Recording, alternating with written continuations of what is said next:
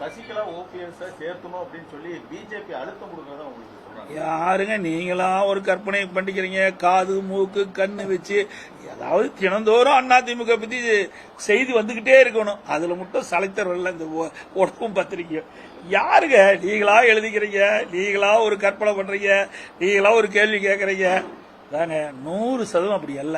திருப்பி நான் கூட சொல்லியாச்சு. அனைத்து இந்திய அண்ணா திராவிட முன்னேற்ற கழகத்தை பொறுக்கும் மிகச் சிறப்பாக செயல்பட்டுக் கொண்டிருக்கின்ற இயக்கம்.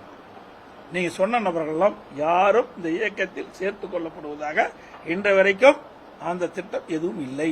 எதிர்காலத்தில் எதுவுமே கிடையாது. அனைத்து இந்திய அண்ணா திராவிட முன்னேற்ற கழகம் சிறப்பாக செயல்பட்டுக் கொண்டிருக்கும் போது எதுக்கு அதெல்லாம் தேவை?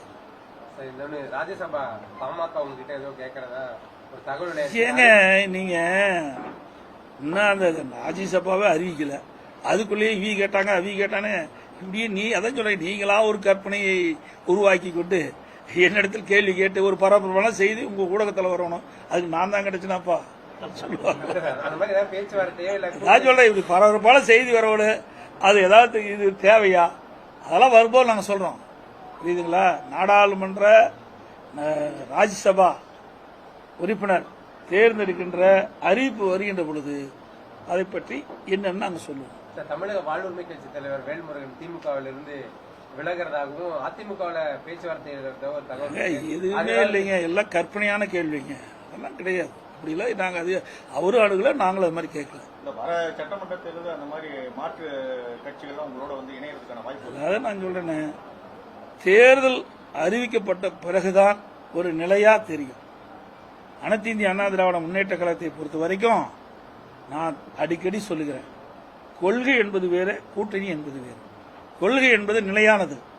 கூட்டணி என்பது தேர்தல் நேரத்தில் எதிரிகளை வீழ்த்துவதற்காக வியூகம் அமைத்து வாக்குகள் சிதறாமல் ஒன்றாக சேர்த்து அதிகமான வாக்குகளை பெற்று நிறுத்துகின்ற கூட்டணியில் இருக்கிற அனைத்து வேட்பாளர்கள் பிரதான கட்சி வேட்பாளர்கள் வெற்றி பெற்று ஆட்சி அமைக்க வேண்டும். அதுதான் கூட்டணி அமைக்கிறோம்.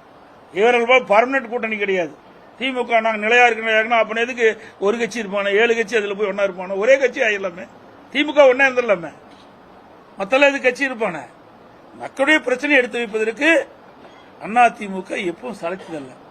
அதே போல ஒவ்வொரு கட்சியும் மக்களுடைய பிரச்சனையை பேசுறாங்க. ஆனா திமுக கூட்டணியில் அங்கமைக்கின்ற கட்சி திமுக தலைமையில் அமைக்கப்பட்டு அதில் இடம்பெற்றுகின்ற கூட்டணி கட்சி தலைவர்கள் தமிழ்நாட்டு மக்களுக்கு பிரச்சனை எதுவுமே சொல்லுதில்ல. எவ்வளவு பிரச்சனை இருக்குது. சட்ட ஒழுங்கு எவ்வளவு அடியோட சீர்கட்டு கிடக்குது. எங்க பார்த்தாலும் கொலை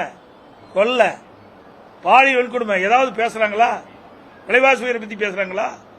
பல்வேறு தரப்புல போராட்டம் நடத்திட்டு இருக்காங்க. அந்த போராட்டத்தை பத்தி கூட கம்யூனிஸ்ட் கட்சியை நினைக்க மாட்டேங்குது.